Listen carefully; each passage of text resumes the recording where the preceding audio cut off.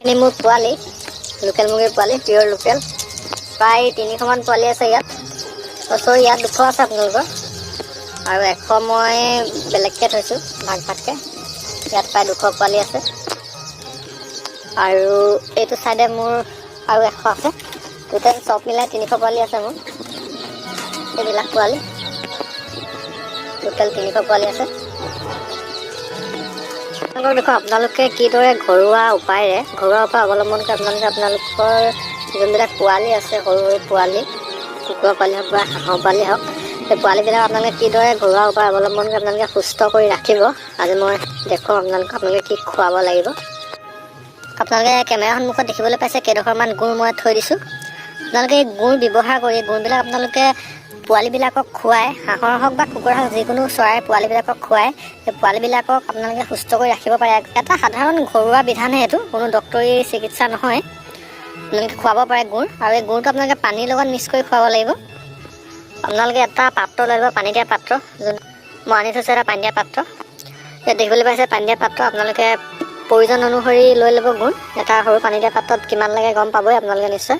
আৰু অলপ বেছি হ'লেও একো নাই, কাৰণ এইটো কোনো ডক্তৰী দৰৱ নহয়। সাধাৰণতে ডক্তৰৰ যোনবিলাক দৰৱ থাকে, ডক্তৰৰ দৰৱবিলাকত আপোনালোকৰ পৰিমাণটো দি দিয়া হয়। বোলে 100 পোৱালিৰ কাৰণে আপোনালোকৰ 1 চামুচ। ইয়াত গুড়ত আপোনালোকৰ ইমান পৰিমাণটো অলপ কম বেছ হ'লেও একো নাই। আৰু আপোনালোকে এইদৰে পানী অলপ দি ল'ব। পানী অলপ দি 2 এডোখৰ আপোনালোকে গুড় তাত মিক্স কৰি গুলি ল'ব ভালদৰে।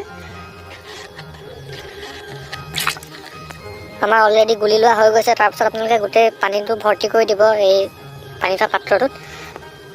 সাধাৰণতে এনেদৰে গুড়ৰ পানী যদি আমি মাজে মাজে খুৱাই থাকোঁ, সপ্তাহত 1 বা 2 দিন, তেতিয়া কি হয়, পোৱালিবিলাকে সাধাৰণতে দেখিবলৈ পোৱা যায় যে কেতিয়াবা ভেঁকুৰজাতীয় খাদ্য তাহাঁতি খাই দিয়ে, বেয়া খাদ্য। ফলত তেওঁলোকৰ পেটৰ অসুখ হ'ব পাৰে বা অন্য বেলেগ কিবা জাতীয় বেমাৰো হ'ব পাৰে, তেওঁলোকে মানে পোৱালিবিলাকে যদি বেয়া কিবা খাদ্য খায়। আৰু গুড়ৰ পানীটো খোৱালে হয় কি, আচলতে তেওঁলোকৰ পোৱালিবিলাকৰ কিবা পেটটো চাফা হৈ থাকিব পোৱালিবিলাকৰ। আৰু পেটটো যেতিয়া চাফা হৈ থাকিব, পোৱালিবিলাক সুস্থ হৈ থাকিব।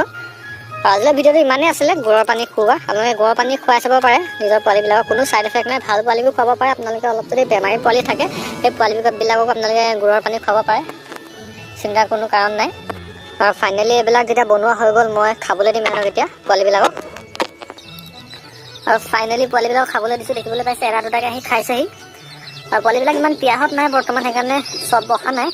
আৰু মই মোৰ ফাৰ্মত এইটো পদ্ধতি সাধাৰণতে মাজে মাজে ইউজ কৰি থাকোঁ। সেইবাবে আপোনালোকৰ লগত শ্বেয়াৰ কৰিলোঁ। আৰু ভিডিঅ'টো চাই কেনে পালে জনাব।